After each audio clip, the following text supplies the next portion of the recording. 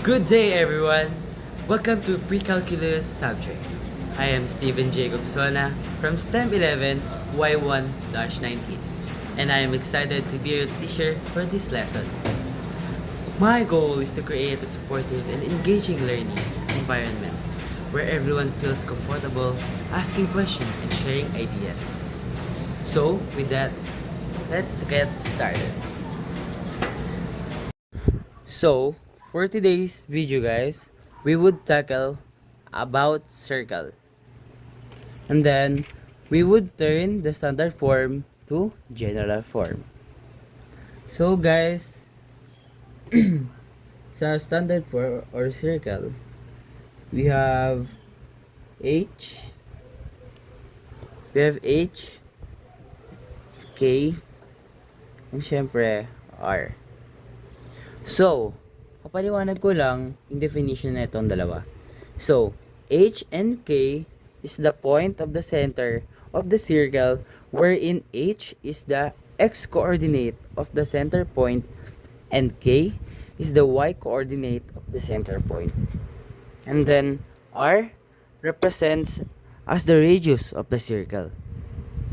So, yeah, guys, ayun yung definition ng tatlong letter na to. So, ngayon guys, magbibigay ako ng mga examples ng pagte-turn ng standard form to general form. SA, topic natin is circle. So, for our number 1, example for number 1 is H, K. Ganun din gagawin natin. Copy. And then, bigyan tayo siguro number 2 and 7 and maybe sa R is 6. So, ang gagawin natin dyan, so, sinasabi nga sa definition nito, ang katabi at kasama ni H is si X. So, eto po. No, mali. Sorry. X, H. And then naman, si K naman, siya yung katabi at kasama ni K. So, ganito ang mangyayari. Lagyan natin lagi ng squared yan. Dito naman, maglalagay tayo ng equal. And then, sa radius, maybe, so 6 siya. Lalagyan lang natin siya ng R2. And then dito, maglalagay tayo ng plus. So, for the next one, XX. So, dito, hinahanap yung given ng H. So, ano nga ba yung given ng H natin? Which is itong number 2. Itong number 2. Ilalagay lang din natin siya dyan. And then, ilalagay pa rin natin yung 2. And then yung plus. And then y times minus. Dito pala, hahanapin naman natin yung k. So, ano nga pa yung k natin? Which is itong number 7. Lalagay lang ulit natin siya dito. Same time, lalagyan din natin yung squared. Pero dito, hindi na plus yung ilalagay natin, which is yung equal. And then dito, ilalagay na natin si radius. So, ano nga ba si radius na given? Which is, ito, number 6. Radius is number 6. And we will put an it. And then, lalagyan din natin siya ng squared. Kasi, ganun din yung nasa given ng radius. So, dito na. Ang una natin gagawin is x times squared. So, x times squared would be equal to x squared. And then, x times negative 2 would be negative 2x times 2. It would be negative 4x. And then, For the third part, ang gagawin natin is 2 squared. Kumbaga, para mas madali, ito times mo lang yung number na unang sinabi mo, which is parang 2 times 2 lang siya. So, ang mangyayari is 2 squared would be equal to plus 4. And then, dito rin, dito naman tayo sa y. So, y times squared would be y, x squared. And then, lalagyan pa pala natin ng plus, sorry. And then, y times negative 7 would be negative 7y times 2 would be equal to negative 14y. And then, for the next part is 7 squared. So, if you would calculate that, 7 squared would be equal to positive 49. And then, as the same, 6 squared.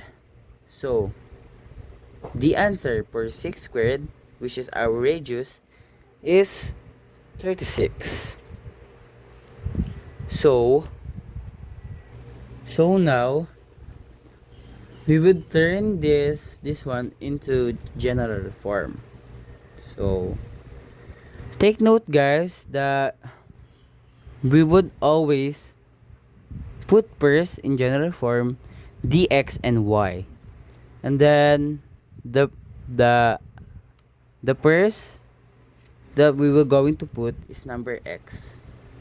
So guys, makikita natin dito, aayusin na natin siya, and then bibring down natin si x squared, which is sinabi ko nga na laging mauna si x, hindi si x na charot. And then plus si y squared. And then ano nang kasunod yan? So sinabi ko nga na dapat laging mauuna si x. And then so syempre ang lalagyan natin dyan is negative 4x. Susundan siya ni negative 14y. And then so ang kasunod ni 14y is si positive 4. And then ang kasunod naman ni positive 4 is si positive 49. And then ang magiging kasunod niya is, nakikita nyo na positive si 36, diba? So, kapag pinasok natin siya sa equal, which is dito, ipapasok natin siya dito. Kasi nga, ititurn na natin siya sa general form. So, ang mangyayari dyan is, yung positive na 36 is magiging negative 36 na. And then, magpuput tayo, nalalagay tayo na sa dulo ng 0. So, dito na yung final na gagawin natin. So, lagi nating uunahin si x. Ha? Tatandaan natin guys. Take note. X squared plus y squared and then negative 4x and then negative 14y. Halos same lang din sila, diba? So, dito naman, so dito guys, ang gagawin natin is 4 plus 49 minus 36. So, kung makikita nyo sila sa calculator, ang magiging answer nyan is positive 17 over 0. So, eto na yung final answer natin guys.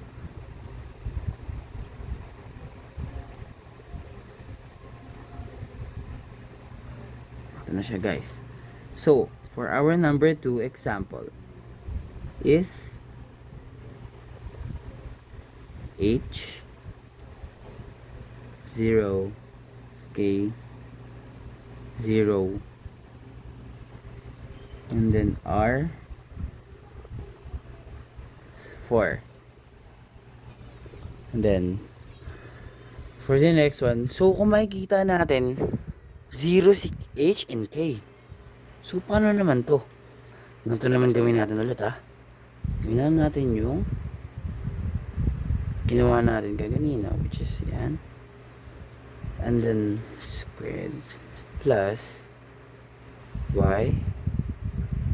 Okay. Parenthesis. And then, equals R2. So, dito guys, ito na, ilalagay na natin. Ano yung given ng H? Which is 0. Lalagay natin dyan is 0. Plus y. Okay, ano nga yung K natin? Which is 0 din siya. Ang daming 0, no? Squared. And then, yung radius naman natin, ano yung radius natin? Ang radius natin is 4. So, ang mangyari, lalagay tayo lagi ng equal. So, ang mangyari is 4 squared. Ganyan, guys. So, dito guys, since hindi na natin mapaplus or magagalaw si 0, ang gagawin na lang natin is x times squared. So, x times squared would be equal to x squared. Ganun din sa y, guys. So, since wala tayong mapaplus or mamaminus sa 0, ang gagawin na lang natin is y times squared would be y squared.